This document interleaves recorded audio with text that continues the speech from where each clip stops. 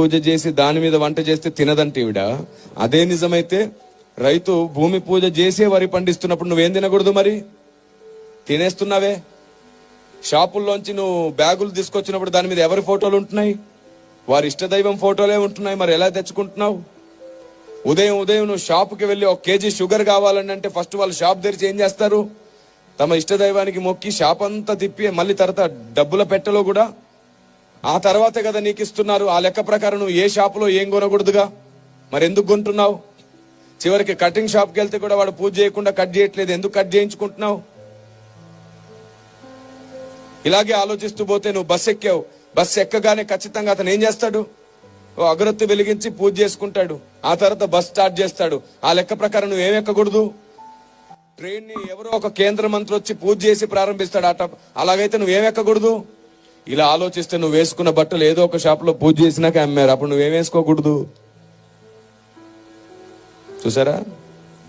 ఈ వీచే గాలి ఉంది చూసారు. ఈ గాలిని హైందవ సహోదరులు వాయుదేవుడా అని మొక్కుతారు. అప్పుడు నువ్వు ఏం పీల్చకూడదు.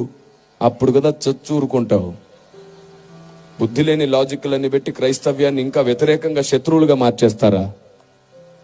సువార్తకి ఇంకా ఆటంకంగా నిలబడతారా? ఇలాగ ఆలోచిస్తే మీకు తెలుసా, మీరు వేసుకునే చెప్పులు, మనం వాడే ఫోన్, చివరికి నా చేతిలో ఉన్న మైక్, ఇక్కడ ఉన్న బాక్స్, ఇక్కడ ఉన్నటువంటి వాయిద్యాలు, మీరు వేసుకున్న కళ్ళజోళ్ళు, మీరు కూర్చున్న కుర్చీలు, అన్ని ఆయా షాపుల్లో ఆయా డీలర్స్, చివరికి కార్లు కూడా వాళ్ళు పూజ చేసి వాళ్ళ షోరూమ్ లో అమ్ముతున్నారు. ఆ లెక్క ప్రకారంగా మనం ఏ వస్తువు కొనలేంగా. ఇంకా మీకు బాగా ఇష్టమైన వస్తువు గురించి చెప్పనా? బంగారం. ఏ మార్వాడి అయినా పూజ చేయకుండా బంగారం తయారు చేస్తాడా? ఆలోచించిన ఆశాభంగం తెచ్చి ఇక్కడ పడేయండి. పాస్టర్లు అందరు కలిసి మళ్ళీ ఇదే కొత్త సంవత్సరం ఇంకా పెద్ద సభ పెడతారు. అప్పుడు మొత్తం మండలం వచ్చి సువార్త వింటారు. ఇక్కడ ఏంటి? బంగారం చూద్దాం. వేయగలరా?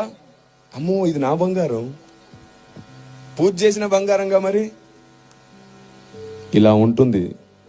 చాలండి. ఇంకెంతకాలం ఈ అజ్ఞానం చెప్పండి. అందుకే మనకి ఏదైనా గొప్పగా అనిపిస్తే పరిగెత్తొద్దు. మోకరించి దేవుణ్ణి అడగండి, ఇది కరెక్టేనా ప్రభు అని.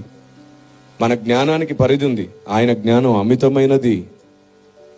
ఆమేన్. అనంత జ్ఞాని ఆయన.